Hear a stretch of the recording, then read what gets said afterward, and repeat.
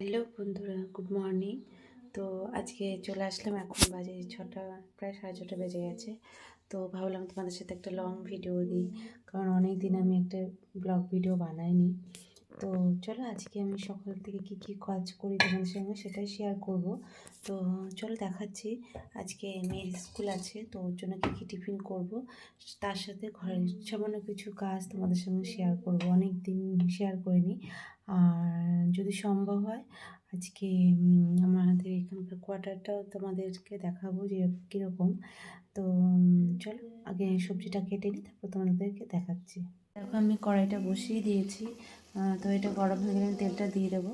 আর এখানে আমি আলু আর পেঁপেটা কেটে নিয়েছি, এটা দিয়ে আজকে তরকারিটা হবে। আর এদিকে দেখো কিছুটা কাঁচা লঙ্কাও কেটে রেখেছি, এটা ফোড়নে দেবো। আর সামান্য কিছুটা রাঁধুনি ফোড়ন দেবো। তো চলো আমি তরকারিটা রান্না করা স্টার্ট করে দিই। এটা বানাবো বলে আমি আটাটা মেখে রেডি করে ফেলেছি, আর এদিকে আমার তরকারিটা প্রায় রেডি হয়ে যাচ্ছে। তো চলো এটা নামিয়ে তোমাদেরকে দেখাচ্ছি। দেখো এদিকে আমি আমার মেয়েকে দেওয়ার জন্য, এটাও সকালে খেয়ে যায় রোজই, এখানে আছে কেলগস আর তার সাথে দিয়ে দিয়েছি দুধ। তো এটা একটু ঠান্ডা হলে মেয়ে স্নানে গেছে, এসে ওইটা খাবে, তারপরে স্কুলে যাবে। আর আমি যে মেয়ের টিফিনটা রেডি করে ফেলেছি। প্রথমে দেখাচ্ছি যে তরকারি, আর এটা আলু পেঁপের তো তরকারি তোমরা তো জানোই। আর এটাতে আছে রুটি, এটাতে জল, আর সাথে দিয়ে দিলাম একটা কমলা লেবু। আর এই দেখো মেয়ে স্কুলে যাওয়ার পরে আমি তাড়াতাড়ি করে সব ঘরটা পরিষ্কার করে নিয়েছি। এবার আমি রান্নার দিকে একটু আসবো। এখানে একটু সামান্য একটু রুটি বানানো বাকি আছে। আর এই ঘরে মেয়ে ঘুমাচ্ছে, তার জন্য দরজাটা একটু আটকে রেখেছি যাতে বাইরের আওয়াজটা না পায়, দেখতে পাবে। তো দেখেছো মেয়ে ঘুমাচ্ছে। আর এদিকে আমি সমস্ত কাজ কমপ্লিট করে নিয়েছি, এবার তাড়াতাড়ি করে ঘরটা মুছে নেব। আর এই যে বাইরের পরিবেশটা দেখো, আজকে ভালো রোদ উঠেছে। তো আমাদের গাছগুলো দেখতে পাচ্ছ কত সুন্দর হয়েছে। তো গাছে ভরা একদম ফুল। তো যেরকম জায়গা সেরকমভাবে লাগাতে হয়, কারণ এখানে এত মানে মাঠে নেই ধরতে গেলে। আর তো সবাই জানো কোয়ার্টারে কীরকম হয়। তো চারিদিকে নিজেদের এরিয়ার মধ্যে যেটুকু সম্ভব সেটুকু আমরা পরিষ্কার পরিচ্ছন্ন করেই রাখি। তো এই যে এই দিকটায়, আর এইখানে একটা ঘর আছে, দেখো। তো এখানে আমার ছোট সিংহাসন আছে ঠাকুরের। তো এটা আমি তোমাদের একটা ভিডিওতে দেখিয়েছিলাম। তো এই যে এবার আমি তাড়াতাড়ি করে ঘর মুছে নিয়ে তারপর আবার তোমাদের সামনে আসবো, কী রান্না করবো সেটাও দেখাবো।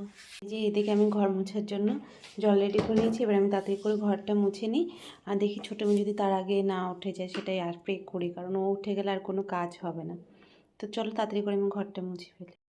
আর এই যে দেখো ঘর আর মুছবো কি, আর এই যে আমার পুচকুলো ঘুম থেকে উঠে গেছে, এবার এর পেছনে একটু তাল দিতে হবে। তো অর্ধেক ঘর মুছে চলে এসছে, এবার তাড়াতাড়ি করে ঘরটা মুছে তারপর ওকে রেডি করে দেবো, তাই না?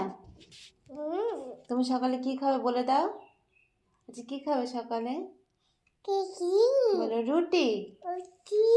হ্যাঁ, এখনো মুখ টুক ধোবে, তারপরে ও এখন রুটি বিস্কুট খাবে। তো আমি তাড়াতাড়ি করে ঘরটা মুছে তারপরে ওকে রেডি করে আবার তোমাদের সামনে চলে আসবো।